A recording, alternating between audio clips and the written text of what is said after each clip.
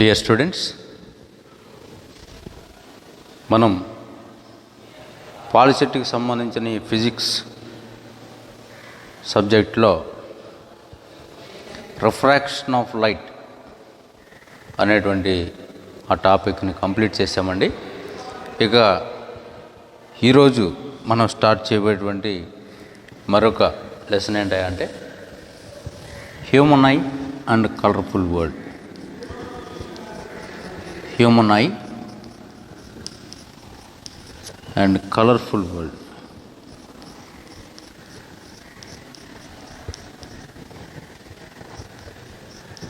మానవుని కన్ను రంగుల ప్రపంచం.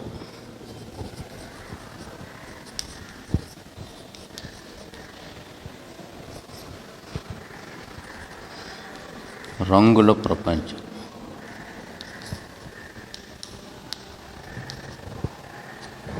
ఓకే, మనం చక్కగా చూడగలుగుతున్నామంటే నిజంగా ఆ భగవంతుడు ఇచ్చినటువంటి ఆ గొప్ప ఆధిక్యతని మనం అనుకోవాలి.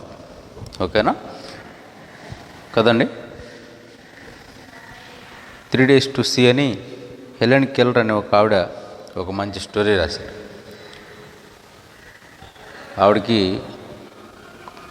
3 రోజులు కనుక నాకు దృష్టిని ప్రసాదిస్తే నేను ఏమేమి చూస్తాను అనేటువంటి విషయాన్ని, ఒక కళ్ళు లేనిటువంటి ఒక వ్యక్తి యొక్క హార్ట్లో నుంచి ఎలాంటి వేదన ఉంటుందో, ఎలాంటి విషయాలు, ఎలాంటి ఆశలు వాళ్ళకు ఉంటాయో వాటన్నిటిని కూడా ఒక కథ రూపంలో, ఒక స్టోరీ రూపంలో ఇంగ్లీష్లో హెలెన్ కెల్లర్ అనే ఆవిడ రాశారండి. అంటే కన్ను చాలా ఇంపార్టెంట్. మన కంటితో ఏం చేస్తామో, ఏం చూస్తామో ఇదంతా కూడా చాలా important. It affects us very much. ఓకేనా. So one of the doors for the world to enter into us is eye. ఓకేనండి. మనం చూడటం ద్వారా అనేక విషయాలను గ్రాస్ప్ చేస్తాం. సో ఈ ఏం చూస్తున్నాం అనేది మనం చాలా జాగ్రత్తగా చూసుకోవాలి. ఏది పడితే అది చూస్తే అది చూసిన దాన్ని బట్టి మన మనసు, మన యొక్క హార్ట్ ఇవన్నీ కూడా ఎఫెక్ట్ అవ్వడం జరుగుతుంది అన్నమాట. ఓకేనా. మన కన్ను మంచుకుంటే అంత బాగుంటుందండి. మన కన్ను చెడ్డగా ఉందనుకో అంత భయంకరంగా ఉంటుంది. మనం అంత స్పాయిల్ అయిపోయి ఉంటాం. Okay, right. సో ఇక్కడ హ్యూమన్ ఐ అనే దాని గురించి మొదటగా మనం చూసేటప్పుడు ఈ ఐ యొక్క కన్స్ట్రక్షన్ మీలో చాలామందికి దీని గురించి తెలిసి ఉంటుందండి. సో ఒకసారి దీని యొక్క ఫిగర్ మనం డ్రా చేసుకున్నట్లయితే ఇదిగోండి ఇలా ఉంటుంది. ముందు ఇలా ఉన్న తర్వాత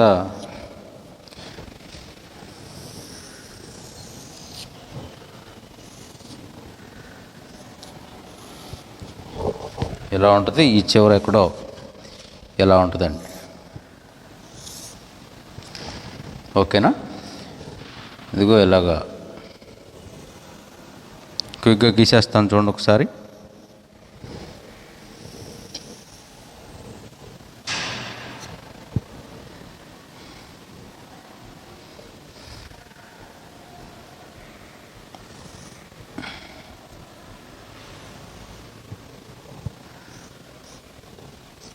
ఈ లెసన్లో ఒక 1/3 పార్ట్ ఈ కన్ను గురించే ఉందండి. ఓకే.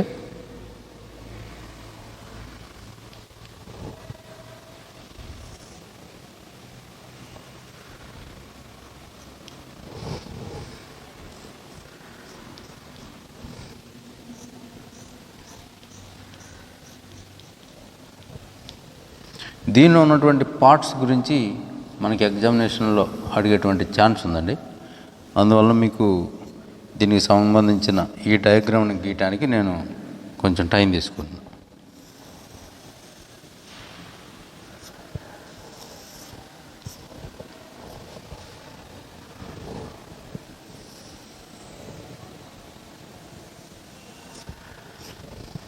అయిపోయిందండి.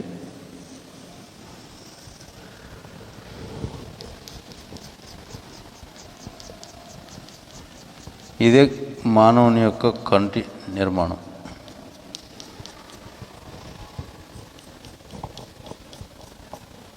ఇందులో ఎక్కడెక్కడ ఏ ఏ భాగాలు ఉంటాయో మనం చూస్తే దాన్ని బట్టి అసలు దీంట్లో ఉన్న ఆ గొప్పతనం అంతా కూడా మనం గమనించవచ్చు. చూడండి, ఇక్కడ ఈ భాగాన్ని ఏమంటారంటే రెటీనా అంటారు. రెటీనా. వీటిని ఏమంటారంటే ఆప్టిక్ నెర్వ్ అంటారండి. నెర్వ్ అంటే మనకు తెలుసు, నరం అన్నమాట. దీన్ని దృక్నాడి అంటారు తెలుగులో. ఓకేనా. తర్వాత ఇదిగో ఇక్కడ ఉన్నటువంటి ఈ పార్ట్స్ అన్నీ కూడా ఒక్కొక్కటి మనం చెప్పాలి. ఇందులో ఇది కార్నియా.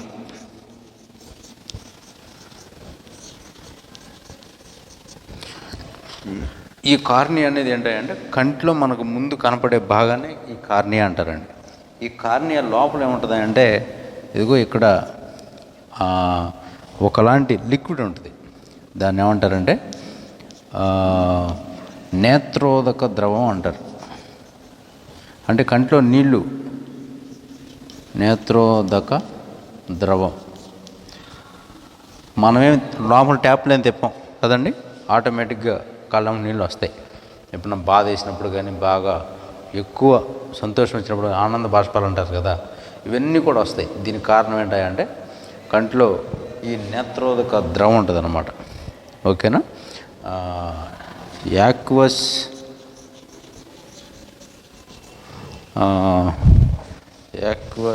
దీని పేరు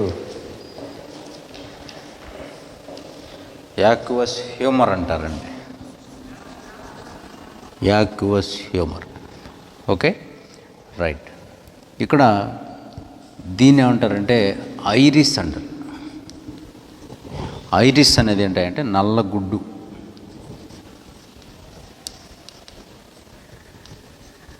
మన కంట్లో నల్లగుడ్డు ఉంటుంది కదా, ఆ నల్లగుడ్డు అనమాట.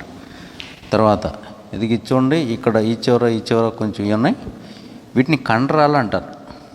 ఏం కండరాలు అంటారు అంటే సిలియరీ కండరాలు అంటారు.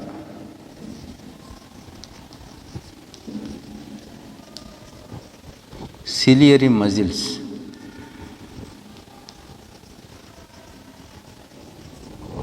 ఓకేనా. చూడండి ఎన్ని మొత్తం 1 2 3 4 5 6 7. ఇంకొక 2 ఉంటాయి. ఇదిగో ఇది లెన్స్ అండి, కటకం. ఓకేనా. ఈ కటకానికి ముందు ఉన్నటువంటి ఇదిగో దీనికి అంటే ఐరిస్ పైన కింద ఉంది కదా, దీనికి మధ్యలో ఉన్నటువంటి ఈ గ్యాప్, దీన్ని ఒక రంధ్రం లాగా చెప్తారండి. ఈ రంధ్రాన్ని ఏమంటారంటే ప్యూపిల్ అంటారనమాట. దీన్ని ఏమంటారు? ప్యూపిల్, కంటిపాప అంటారు. ప్యూపిల్, కంటిపాప. కంటిపాప వల్లే మనం కాపాడుతాం ఏదో చెప్తారు కదండి. సో ఈ కంటిపాప అనేది ఏం చేస్తుందంటే ఆటోమేటిక్గా అది మనల్ని కంటిని జాగ్రత్తగా కాపాడటానికి సహకరిస్తుంది అనమాట. అయితే ఇందులో ఏ పార్ట్లో ఇమేజ్ ఏర్పడుతుందంటే ఈ రెటీనాలో ఇమేజ్ ఏర్పడుతుంది. ఓకేనా. ఈ రెటీనా మీద ఇమేజ్ ఏర్పడడం జరుగుతుంది. ఎక్కడి నుంచి? ఈ లెన్స్ మీదకి మనం ఏ ఆబ్జెక్ట్ని చూసినా సరే ఈ ఆబ్జెక్ట్ యొక్క ఇమేజ్ ఇదిగో ఎక్కడి దాకా వచ్చిన తర్వాత దీని యొక్క ఇమేజ్ రెటీనా మీద ఏర్పడితేనే మనకి కంటికి స్పష్టంగా కనపడుద్ది అనమాట. ఒకవేళ మన కంటికి స్పష్టంగా కనపడట్లేదు అంటే అది రెటీనా మీద పడట్లేదు అని అర్థం. ఓకేనండి. రెటీనా మీద పడినప్పుడు దానికి అడ్జస్ట్మెంట్స్ చేస్తారు. ఆ రెటీనాకి ముందు పడుతుందా, రెటీనాకి దాటిపోయి పడుతుందా, ఈ విషయాలన్నీ కూడా వాళ్ళు ఏం చేస్తారంటే మనం కంటికి సంబంధించిన వైద్యుడి దగ్గరికి వెళ్తే ఆ టెక్నీషియన్స్ మన పరీక్ష చేస్తారు, వాళ్ళకి తెలుస్తుందండి. నెక్స్ట్ మనం చెప్పుకుంటాం దాన్ని. ఓకేనా. ఈ రెటీనా మీద మనకు పడుతుంది అనమాట. ఎలా పడుతుందంటే తలక్రిందులుగా పడుతుంది ప్రతిబింబం. ఓకేనా. ఎలా పడుతుంది? తలక్రిందులుగా పడుతుంది. నిజ ప్రతిబింబం తలక్రిందులుగా పడుతుంది.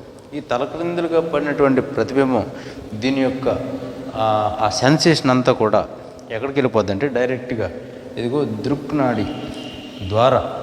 ఈ దృక్నాడి ఎన్ని ఉంటాయి అంటే 125 మిలియన్స్ ఉంటాయి అంటండి. ఓకేనా? సో అన్ని 125 మిలియన్స్ ఉన్నటువంటి ఈ దృక్నాడులు ఈ యొక్క సెన్సేషన్ ఏం చేస్తాయంటే వెంటనే అక్కడ తీసుకెళ్ళిపోతాయి. ఎక్కడికి? బ్రెయిన్కి తీసుకెళ్తాయి.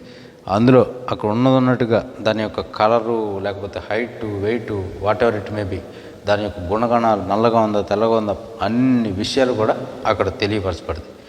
ఓకేనండి? మనకంతా కూడా బ్రెయినే కదా బేస్. Okay, right. ఈ ఐ మనకి జ్ఞానాన్ని ఎలా కలుగజేస్తుంది అంటే ఈ బ్రెయిన్ ద్వారా కలుగుతుంది అనమాట.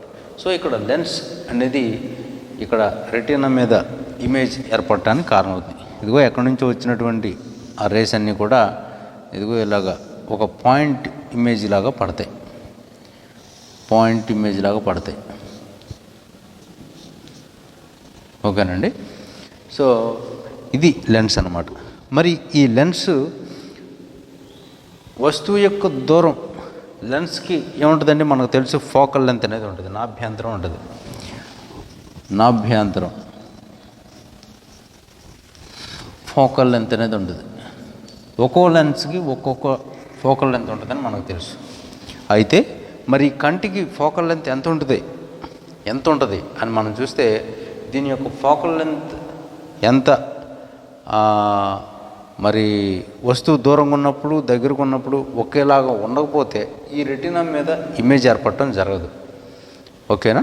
మరి ఎంత దాని యొక్క ఫోకల్ లెంత్ అంటే ఇదిగో ఇక్కడి నుంచి ఇక్కడికి ఉన్నటువంటి ఈ దూరాన్ని మనం ఫోకల్ లెంత్గా చెప్తామండి. ఈ F is equal to 2.5 centimetre. 2.5 centimetre అంటే లోపల మన కన్ను కనపడుతుంది కదా, ఈ కన్ను లోపల కటకం నుంచి రెటీనా మీదకి ఎంత దూరం ఉందా అంటే 2.5 సెంటీమీటర్స్ ఉంటుంది. ఓకేనా? రైట్. ఈ 2.5 సెంటీమీటర్స్ ఉన్నటువంటి ఆ ఫోకల్ లెంత్ మరి ఆబ్జెక్ట్ డిస్టెన్స్ని బట్టి మారిపోతూ ఉండాలి. మనకు తెలుసు, ఇదిగో ఈ లెన్స్ ఒకటి మనం తీసుకున్నట్లయితే ఈ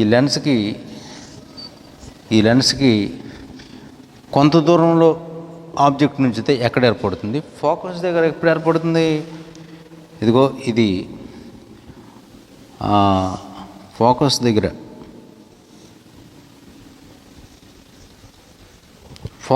ఎప్పుడు ఏర్పడుతుందండి? ఇది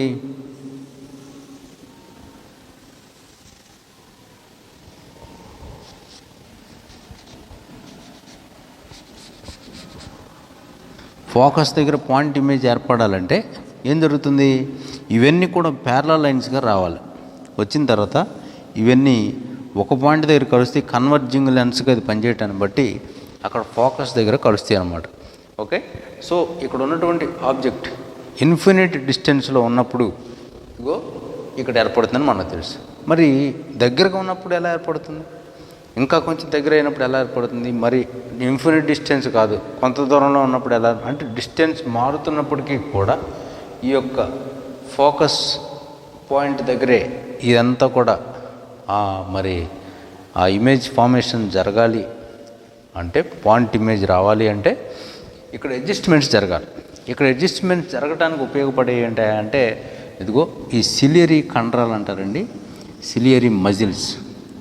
ఈ సిలియరీ మజిల్స్ ఏం చేస్తాయి అంటే ఇదిగో ఈ లెన్స్ యొక్క ఆ కండరాలు సంకోచ వ్యాకోచాలు చేస్తాయి అన్నమాట. అంటే మూసుకుపోతాయి అవసరాన్ని బట్టి, లేదంటే బాగా తెరుచుకుంటాయి. ఎప్పుడు తెరుచుకుంటాయి, ఎప్పుడు మూసుకుపోతాయి అంటే ఎప్పుడు తెరుచుకుంటాయి అంటే రెస్ట్లో ఉన్నప్పుడు తెరుచుకుంటాయండి.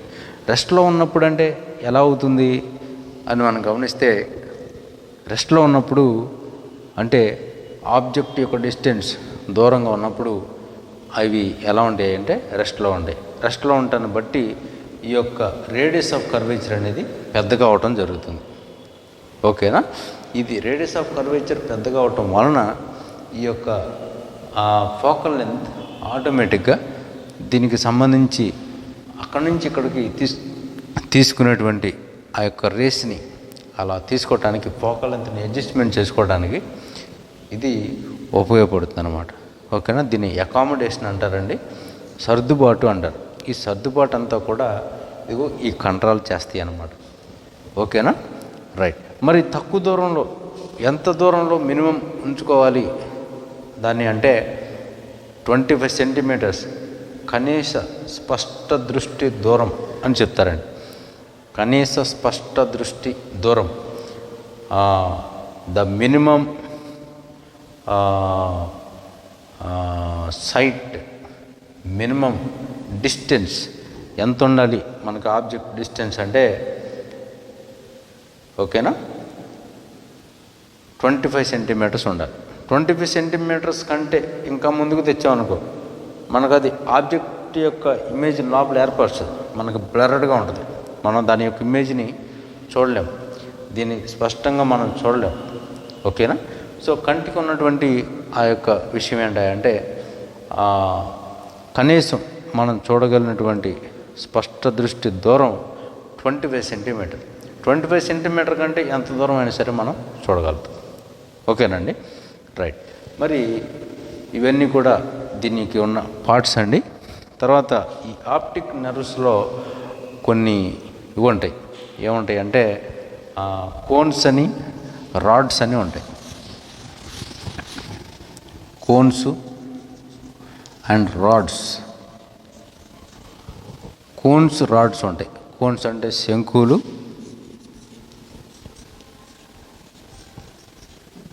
అండ్ రాడ్స్ అంటే దండాలు అంటారు. ఇందులో కోన్స్ ఒక పని చేస్తే రాడ్స్ మరొక పని చేస్తాయండి. కోన్స్ ఏ పని చేస్తాయి, రాడ్స్ ఏ పని చేస్తాయి అని మనం చూసినట్లయితే ఈ కోన్స్ అనేవి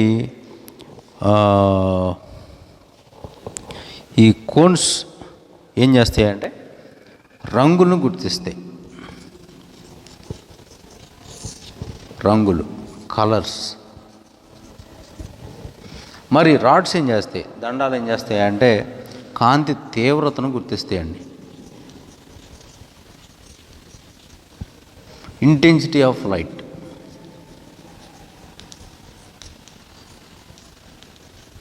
ఇంటెన్సిటీ ఆఫ్ లైట్ని గురించేమో రాడ్స్ చెబుతాయి, కలర్స్ గురించేమో కోన్స్ చెబుతాయి. ఓకేనండి. సో ఇవి ఎన్ని ఉంటాయి అని మనం చూసినట్టయితే 125 మిలియన్ గ్రాహకాలు అని చెప్పాను కదా, అవి ఇవి అన్నమాట. ఈ శంకువులు దండాలు కలిపి 125 మిలియన్ ఉంటాయంట. 125 మిలియన్స్ అంటే 1250 లక్షలండి. 1250 లక్షలు అంటే ఎంత, పక్కన 5 సున్నాలు పెడతాం కదా. మరి ఇక్కడ 5 సున్నాలు పెడితే చూడండి, ఇక్కడ 12,50,00,000 అవుతుంది. 12,50,00,000.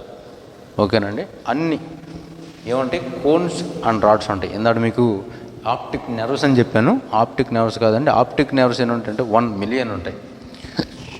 1 million 1 million is equal to 10 లక్షలు. 10 లక్షల దృక్నాడులు ఉంటాయి అన్నమాట. ఆప్టిక్ నర్వ్స్ అన్నీ ఉంటాయి. ఓకేనా. రైట్. ఇదిగో ఇక్కడ ఉన్నటువంటి కార్నియా అనేది ఇదిగో కంటి ముందు మనకు కనపడేటువంటి భాగం అన్నమాట. ఈ భాగం లోపల ఇదిగో నేత్రోదక ద్రవం ఆక్వస్ హ్యూమర్ అనేది ఎలా ఉంటుందన్నమాట. ఓకే. తర్వాత నల్లగుడ్డు ఐరిస్ మధ్యలో ఉండే చిన్న రంధ్రాన్ని ఏమంటారంటే పిప్పిల్, కంటి పాప అంటారు. ఇది నల్లగా ఉంటుంది. నల్లగా ఉంటుంది. In black in colour. చూడటానికి మనకి నల్లగా అనిపిస్తుంది. ఓకేనా. కంటి నల్లగుడ్డు దీనికి మధ్యలో ఉండేటువంటి చిన్న రంధ్రం మనం కంట్లో చూస్తే జాగ్రత్తగా మనకు కనిపిస్తుందండి. ఓకేనా. సో ఇవన్నీ కూడా ఈ కంటికి సంబంధించినటువంటి విషయాలు. అయితే ఈ కంటిలో ఉన్నటువంటి లోపాల గురించి కూడా మనకి బుక్లో ఇవ్వడం జరిగింది. ఆ ఆ లోపాలేంటి, వాటిని ఎలాగ సవరిస్తారు అనే విషయాలు మనం బ్రీఫ్గా చూసి ఈ సెషన్ ముగిద్దాం.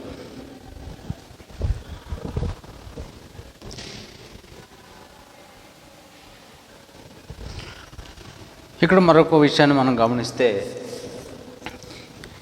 ఈ లెన్స్ అనేది అడ్జస్ట్మెంట్ చేసుకుంటుంది. ఓకేనా?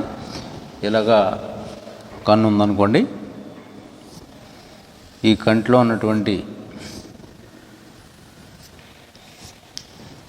ఉన్నటువంటి ఈ లెన్స్ అనేది ఏమవుతున్నాయంటే అడ్జస్ట్మెంట్ చేసుకుంటుందని అనుకున్నాం. అడ్జస్ట్మెంట్ చేసుకుని ఇదిగో ఇక్కడ ఇది ప్రిన్సిపల్ యాక్సిస్గా మనం తీసుకున్నట్లయితే, ప్రధాన అక్షం అనుకున్నట్లయితే, ఈ అక్షానికి సమాంతరంగా అంటే ఇన్ఫినైట్ డిస్టెన్స్ నుంచి ఆబ్జెక్ట్ వస్తున్నప్పుడు మనం ఏమనుకున్నామండి, ఇక్కడ ఉండేటువంటి ఈ డిస్టెన్స్ని బట్టి దీని యొక్క ఫోకల్ లెంత్ ఎంత అనుకున్నాం, 2.5 సెంటీమీటర్ అనుకున్నాం. ఇది ఎలా వచ్చింది అనేదాన్ని ఒకసారి చూస్తే, ఇదిగో చూడండి, ఇన్ఫినైట్ డిస్టెన్స్ నుంచి ఇలాగ ఆబ్జెక్ట్ వచ్చింది. ఇదిగో ఈ పక్క నుంచి కూడా ఇలా వచ్చింది.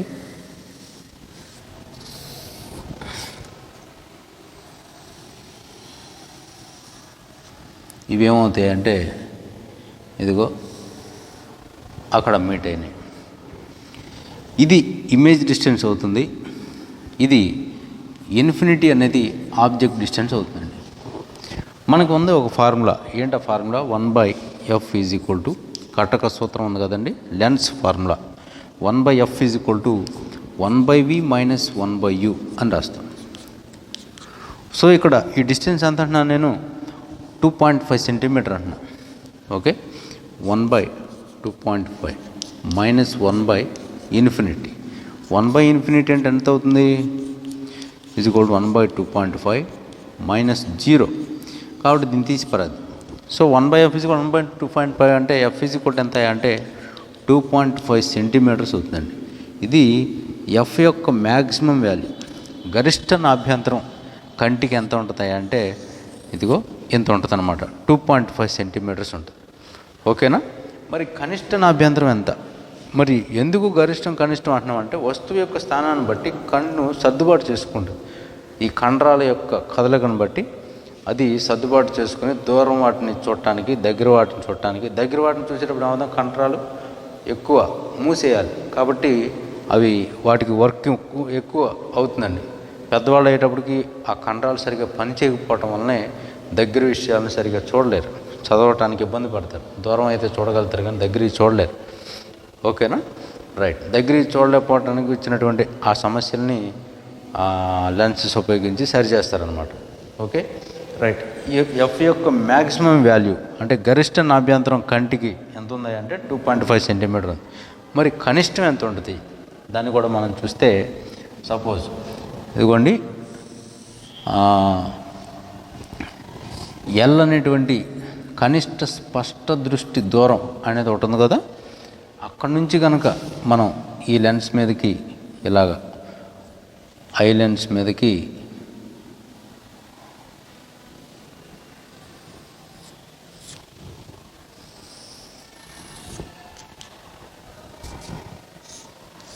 ఇలా వేసినట్లయితే, సో ఇక్కడి నుంచి ఇలా వచ్చేటువంటి ఇది ఇక్కడ ఉన్నటువంటి ఆబ్జెక్ట్ అండి, దీనికి సంబంధించినవి ఇలా ప్రయాణించి ఇవి కాస్త ఏమవుతాయంటే అదిగో ఇక్కడ ఇదే పాయింట్లో మరలా వెళ్ళటం జరుగుతుంది.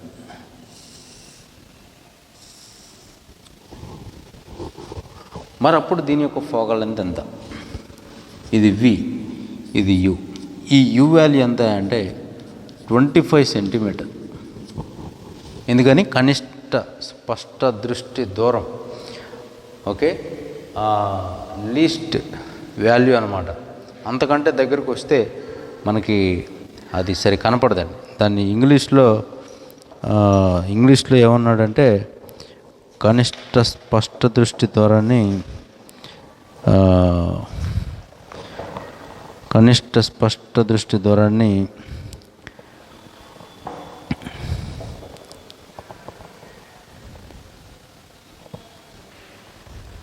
ఎల్ అన్నారండి. ఎల్ అంటే కనిష్ట స్పష్ట దృష్టి దూరం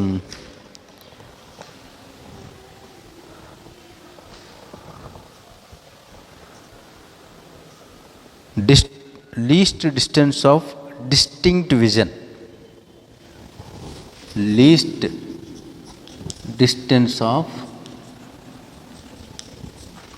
డిస్టింక్ట్ విజన్.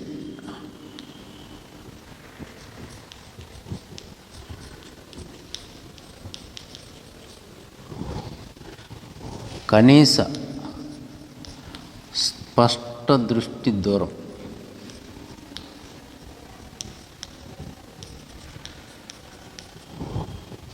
ఓకేనండి, రైట్. ఇది ఎలా ఏర్పడాలంటే మళ్ళీ ఇదే ఫార్ములాకి వెళ్తాం. 1/f = 1/v - 1/u.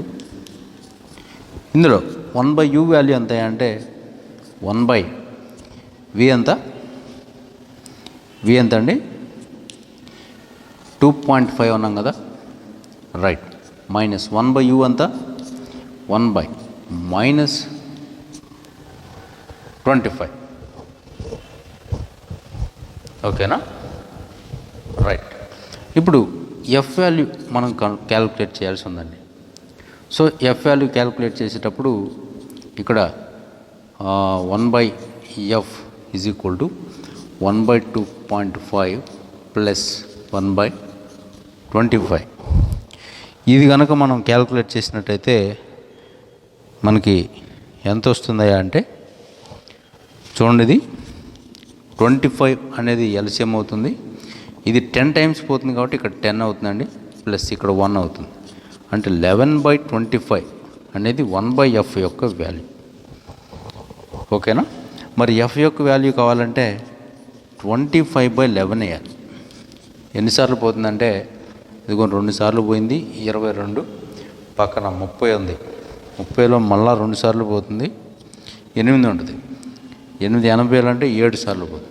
So F value ఎంత అంటే 2.27 సెంటీమీటర్స్. ఇది మినిమం. అంటే వస్తువు దగ్గరగా ఉన్నప్పుడు, ఇంతకంటే దగ్గరగా ఉన్నప్పుడు మనం ఏం చేయలేం.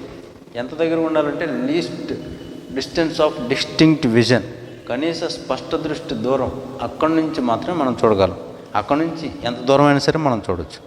మన కన్ను యొక్క కెపాసిటీ అలా ఉంటుందండి. ఓకేనా. సో ఎక్కడి నుంచి చూడాలి కాబట్టి ఎక్కడి నుంచి చూడటానికి మరి ఈ డిస్టెన్స్ ప్రకారం మనం చేసినట్టయితే దీని యొక్క ఫోకల్ లెంత్ యొక్క అడ్జస్ట్మెంట్ ఇక్కడేమో మ్యాక్సిమం ఉంటుంది, ఇక్కడేమో మినిమం ఉంటుంది. ఇక్కడేమో మ్యాక్సిమం వాల్యూ 2.5 సెంటీమీటర్, ఇదేమో 2.27 సెంటీమీటర్. గుర్తుపెట్టుకోవాలండి.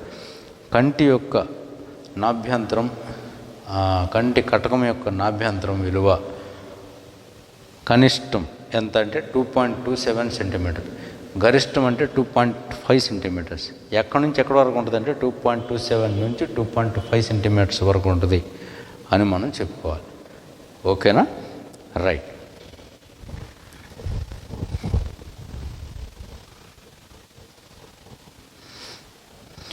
మరి ఈ దృష్టి లోపాలకు సంబంధించినటువంటి విషయాలు కూడా ఉన్నాయండి. ఈ దృష్టి లోపాలు ఎలా ఉంటాయి అంటే ఇవి 3 రకాలు. ఒకటి మయోపియా అంటారు, తెలుగులో హ్రస్వదృష్టి.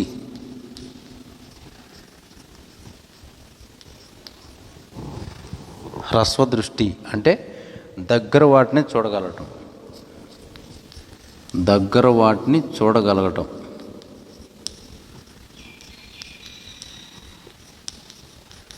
చూడగలగటం లోపం అవుతుంది కాబట్టి దూరం వాటిని చూడలేకపోవడం అనేది లోపం అన్నమాట ఇక్కడ. ఓకేనా. Next 2 hypermetropia.